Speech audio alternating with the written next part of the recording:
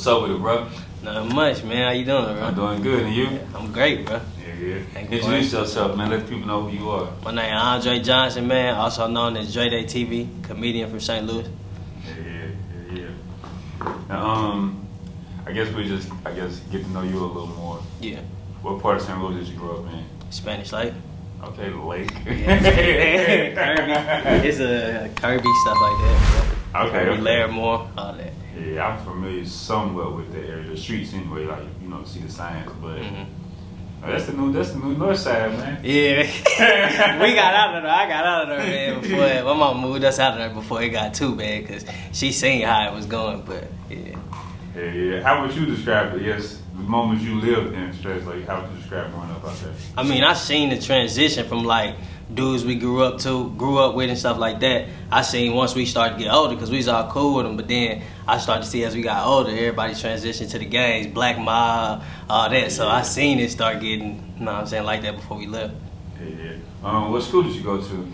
I went to Kirby. It was called Kirby at the time. But then after we left Kirby, I ended up moving over here to, I moved to like Overland, St. Anne, stuff like that. So I ended up graduating from like Rittner High School. Yeah, okay.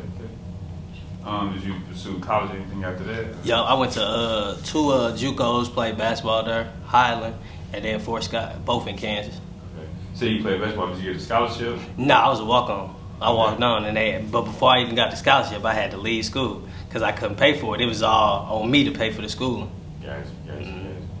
You had to get like a job or something like that? Oh, yeah, I was working, man. working a job, man. Playing basketball, trying to pay tuition. It's a lot of work, bro. Yeah. So did you get like financial aid now? I got financial aid my first year of school, but then, being in college your first year, man, because they paid, but I wasn't doing nothing, bro. So they took it away, and they like, you got to get the good grades to get it back, but you got to pay for schooling until you can, So I'm like, you only make it so much in college and trying to play basketball, so I wasn't able to pay for the schooling, so I'm like, got to come back.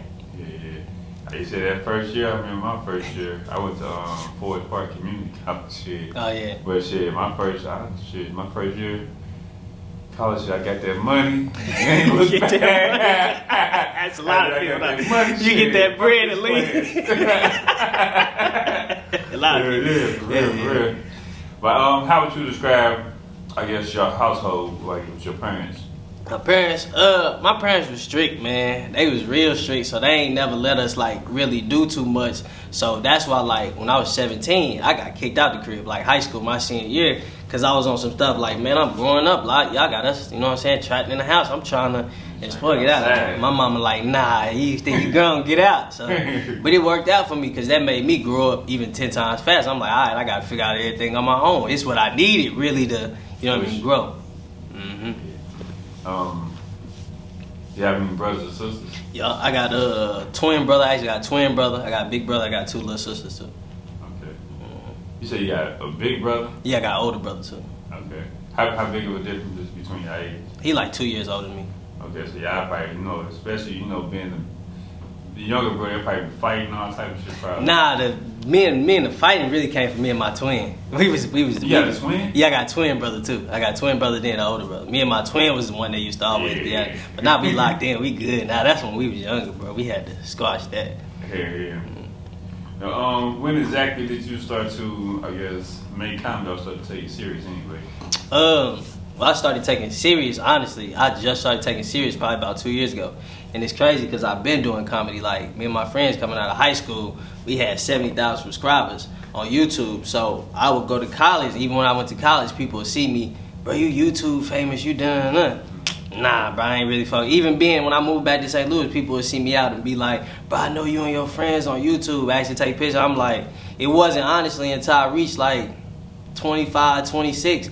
I was like, damn, maybe that's really what I'm supposed to be doing. I'm supposed to be doing comedy because I started thinking about everybody coming up to me. I'm thinking about what we did and what's the name. So I'm like, but now I got to start over. I got to start my own journey as a comedian, my own separate thing, come up with my brand, do stand-up, all that. So it's a whole different route. Gotcha. What was you and your friends doing on YouTube? We was doing skits, man. We went a viral skit called How Niggas Act at School.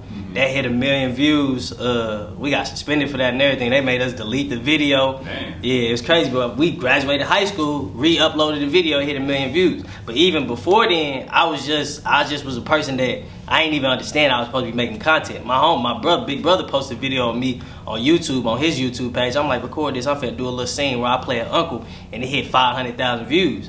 So that's why the homeboys that was already making videos hit me up like, bro, come get in some of our skits. So by the time I got next skits, we just started doing crazy numbers. But we was, like I said, I was taught to, after you get out of high school, you got to go to college. Then I was kicked out too. So my last thing, I ain't seen nobody make no money like that off social media. So my last thing is to spend all day sitting here trying to make videos and be a YouTuber. And now I got to go to college, try to get my life together, bro. I'm on my own. Right, you got time to be bullshit. Right. At that time, probably, like, people weren't really taking off. You know, they somebody hit viral moments here and there. It wasn't that big. I don't think they was really paying back then. Nah, they was paying. Yeah, they was paying. Yeah, YouTube was, but they wasn't paying like how they paying now. Yeah. Yeah, so I was not focused on that for real. Nah. Right. Yeah. And you say once you begin to do your own thing, was it the same, I guess, progression with the videos, like for them reaching viral status and things? Nah, it was crazy because it was like I came from we had posted video, it's crazy amount of views. I had to restart. Nobody knew who I was. I ain't had my own brand at first. I ain't had Dre Day TV at first. I had a whole different name. So it took for me to say I had to take a step back, and I had to realize the way social media was going, the angle. Back then, we used to make long YouTube skits. I'm talking about 8-7 minutes, and people be tuned into it. I had to transition to see, people got a short attention span now. So I got to make shorter videos to build up their audience. So when I do drop some long stuff, then they gonna see it. So it was a whole. I had to like relearn social media, because social media back then, from what it is now, it ain't the same. So I had to relearn it. It's a whole process. But I mean, videos were still, to most people, like they'd be like, bro, you tripping? You was getting 20, 30,000 views. That's good. To me, it was like, nah, that's not enough, because I know where I came from. So yeah, that's all. And then, like you said, you gotta start over. Can't come right in making long videos. Yeah. Because people attention span, they're like, who is this? Who is this? Yeah, I ain't finna watch this dude. You gotta build up that audience, build up that, fan base in a sense. Yeah. Until you bet people, I'll sit here and watch this whole thing. Yep. Yeah. What was your first video on your own that you hit 1 million with? First video on my own that I hit 1 million with was a video that I made. It was when your daughter tell you she pregnant for the first time, and that hit 1 million views on TikTok. Cause I came in the room and I was talking about it, and she was like, "Dad, I need a plan B." And I say, who the F told you can go through with cause I'm like, who the fuck told you can go through with plan A? So it went crazy. So the comments, that's all they said in the comments. That was the first video that hit 1 million. Then after that, I just kept going, and then total, like TikTok, I hit like 12 videos, hit over 1 million views. That's the total video. So I'm like, after I hit that first 1 million, I'm like, all right, finally I hit my own first 1 million by myself. Now I gotta keep going. Yeah. TikTok, that seems to be the place, especially for not only content creators, but for like music out there. Yep. Music, yeah, especially with comedy too. Right. And take off even faster. That's been like the latest trend for real when it comes to creating content. Yeah, it's one of the first apps I done seen to where people go to your TikTok and they'll subscribe to your YouTube, they'll follow you on Instagram. You post your YouTube on Instagram, or you post something on Instagram and tell them it's harder to get traffic from there. TikTok, I'm talking about, they flowing straight through every single app and supporting, so it's the best thing.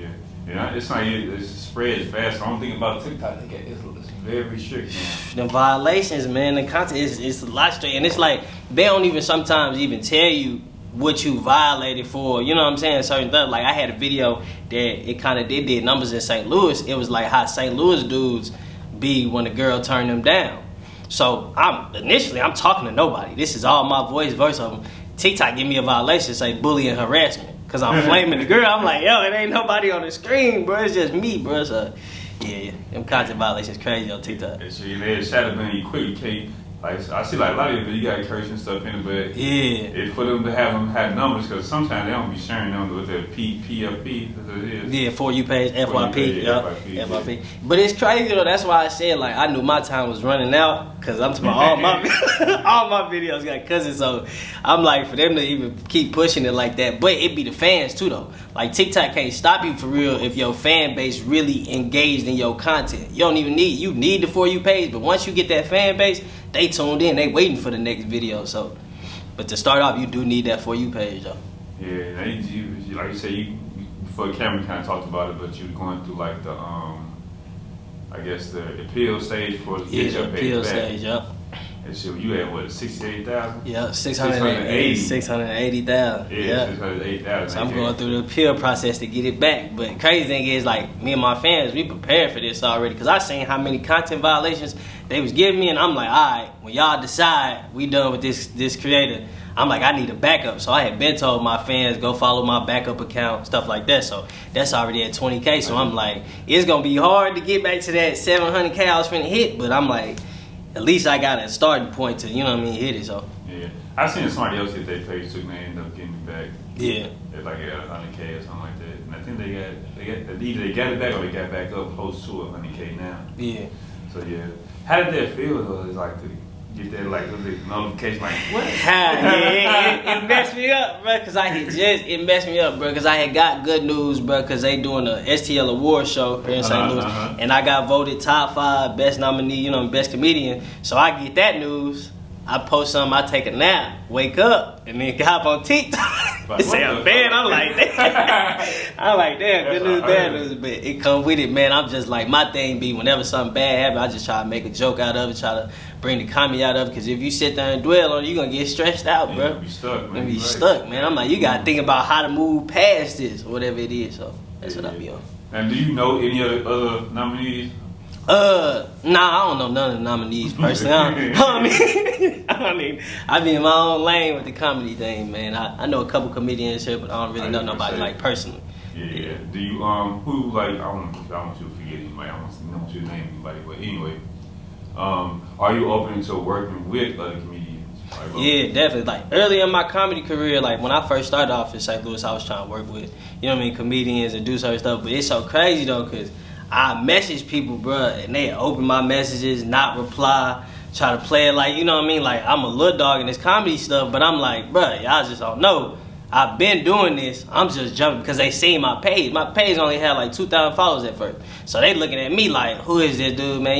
You ain't been doing this. I'm like, y'all don't even know I've been doing this. I'm trying to network and we can all work together, turn it up, but. Yeah. You were just on primarily on TikTok. You just recently got on Instagram. Nah, I was on crazy. I've been on Instagram the whole time. I've been posting on Instagram and TikTok. But I said too, I'm like, how social media work? It's a trend thing. So until people start to see your Instagram followers go up, then that's when they want to follow you. Because my TikTok followers been going up the whole time. But yeah, they bougie on Instagram and other apps and stuff like that. Till they start seeing outside support, then they want to. Yeah, he followed him. Yeah. That's how the same interview. He just did interview him. Oh, he did the interview now. That's how it be. But I knew that's what come with it though. Like I was telling my peoples and all my brothers and them, because they was looking at TikTok. They kept on telling me, bro, you need to focus on Instagram. I said, bro, I'm like, I focus on Instagram, but that's gonna come. I'm like, them followers on Instagram and all that extra stuff on them other social media pages gonna come. I'm like, you put your focus onto one app and go ahead and build off of that first. When you trying to sit here and put your focus into this app, and then you like, man, why they not messing with me? Focus on the app that people actually is messing with your content and engage in them. Yeah. So that's what I was on. That's why I do Instagram. I got probably like 6,000 just hit there recently, but yeah, I tried to do TikTok. I can't really. I just really recently made that probably like maybe a month or two ago. Started posting my reels anyway on there. Just to kind of get another outlet, you know, Twitter, all that shit. I don't really get Twitter, but yeah, I got off of Twitter, bro. I got off of Twitter, bro. Really That's a different world, bro. I got off of Twitter, bro. But let's talk about this character, Rashad. Yeah. Yeah, this your son, right? Yeah, my son. Bad man. Bad as hell, man. I seen a video where he said, Dad, I got a bottle of Douce for us. Where you get this bottle of Douce from? Yeah, that's the one that hit. That one really like like started off this year as far as like my social media, like, cause once that hit 1 million views, it seemed like my TikTok, that hit 1 million views at the beginning of New Year's, and then from there, they just kept flowing in, locking in on it. But Rashad, I created Rashad just on some random. I ain't expect Rashad to be as big as he is. It was just like, cause I do a lot of characters. Like, I've got a whole movie out called The Johnson Family Thanksgiving. I seen that. Yeah, so I'm like, but Rashad is a character that everybody like locked on to. So I'm like, man, I can't stop making videos. And him, I'm like, he, you know what I'm saying, turning up the video, he turning it up. So when it comes to making, like with the Johnson Family Thanksgiving, yeah, when it comes to making that content, how long does it take? That was a long video. It's crazy because it really didn't even take that long. It took like, I say probably a total of like 2 hours. Like 2 hours, because like when I go and I film, I already know exactly how everything gonna be. So the longest part, what probably took us so long, I say probably about 3 hours, if that. But what took us so long was me having to change out of every single outfit and put these different outfits. That was the longest part. I'm like, hold on, y'all. And then I might forget a scene, so I'm like, damn, I gotta throw that back on and then finish this. But for real, it didn't take that long, man. But now, do you edit your videos yourself? Yeah, I edit my videos myself. That's the long part. Yeah, that's real trying long to edit part. that movie was the longest. Like I said, it'd be like, for me, like I've been doing this so long, it's almost like it's like memory now. So like when I go in there to edit, I already know what I want in there, but it do take a little while to like edit it, add the sounds in there, do all that. So yeah. How do you come up with these ideas? Like with the characters, the movies, even like all the skits, whatever. Bro, I say it all the time, bro. It be God, bro. It be God, because I look back at some of my content and watch some of my content, and I be like, it should be so funny to even me watching it. Sometimes I'm like, damn, I came up with that on you. But I'm like, it be God putting these ideas in my head, and I done learned to like, once he give me that idea, go ahead, go crazy, go ahead, record it, go ahead, put it into action and stuff like that. So I be saying it's God, man. I heard you say earlier that you was, I guess, doing stand-up too? Yeah, I do stand-up too. Yeah. Is that a big difference, a major difference from the skits, the Instagram, social media? Yeah, it's a major difference, because on video, bro, you could say whatever you want to say, do whatever you want to do, but it's different when you get into that audience. Like, you in front of everybody, and like, it's like you gotta like when you hit these jokes, you gotta hit certain punchlines, and you gotta say the joke a certain way, and you know what I'm saying? And like, even your presence on stage, and like how you carry us, it's a whole bunch that tie into. That's a whole nother craft, like that. But it's crazy though, because I actually love stand up. I like doing the content stuff, and I like doing all that. But stand up, that's where my heart at, because it give me that adrenaline before I like get on stage and stuff. Were you doing the stand-up prior to you doing the content? Nah, I did the content first, and then everybody was like, you gotta do the stand-up, you gotta do that. But that was already in the back of my mind. If I say I'm gonna be a comedian, I'm going all in. I ain't gonna just do the content, but I had to study stand-up first. So how was that transition? Yeah, I had to study it first. Like, I took a whole year of studying stand-up first, and sitting here actually, you know what I mean, working on the craft and coming up with the jokes, and sitting here focusing on what it really is to be a comedian. So by the time I got on stage, people like, bro, you like a seasoned comedian, you like a vet. Dude. I'm like, yeah, because I actually took the time to study before I got on stage and actually put in the work. So when I get on stage, it almost seemed natural. I was just gonna say, like, how was your first show? Do you think you did good? First show did good, man. That's what's crazy. Like, they say every comedian gonna have a bad show eventually, but it'd be so crazy to me because every show, it'd be overwhelming. Vets coming up to me, man, like, you know what I'm saying? Like, even people in the crowd, oh my God, you're so funny. And they made me the headliner for the open mic one night. But for me, it'd be like, yeah, that's cool that to them, like, I done got paid to do shows and people come out and, you know what I mean? But I'm like, for me, I ain't at my best yet. I'm still perfecting my craft with the comedy stuff. They might see it and be like, oh, this some good. But to me, nah, this ain't even my best yet. So that's what I be having to think on, like, not sit here and be like, get too, like, you know what I'm saying, big-headed, like, not do this comedy. Nah, I'm still working on my craft. Yeah, that's same. I definitely can relate to that. people give me a lot of props. Like, man, I'm still here. You still, yeah. I feel like I can do better. Yeah, because only you know your vision for it, man. So it's like, even when you reach, like, people be telling me, like, man, you at 700,000, you doing this, you know. It ain't enough, bro. I ain't did enough yet, bro, because I know where I want to see myself at and where I see myself at my career. So I'm like, yeah, this all good, but it's like, I call it delayed gratification. You know what I'm saying? Like, it's cool to sit here and realize what you're doing and be happy about it, but don't sit there in it too long, because you got a long way you got to go. You got to keep going, for sure. Now, I know recently, maybe a little less than a year, over a year ago, you just got married. Yeah. You also just had a little baby girl. Yeah, my daughter, man. Love her, man. Love her to death, man. That really changed my life, too. That changed my whole perspective on life, too, because I'm like, yeah, I was doing the comedy stuff, but I wasn't going as hard as I was after I had my daughter, because I'm like, she growing up, so I got to get this ball running like fast, man. So I be on it. Especially you gotta see babies, especially a new baby, you gotta be hands-on. Yeah, you gotta be hands-on. Hands-on, not waking up 3 o'clock in the morning. Like, man. He do, man. My wife, she be, you know what I'm saying, she real helpful, man. So, like, she understand, like, what I'm trying to do and stuff like that. But, I mean, I still make sure that I ain't putting all the burden on her, because I can't just ignore, you know what I mean, not be a father just because I'm sitting here doing the comedy stuff. I got to find a way to balance it all, so. She gonna let you know when he catch up. Oh, yeah. For sure.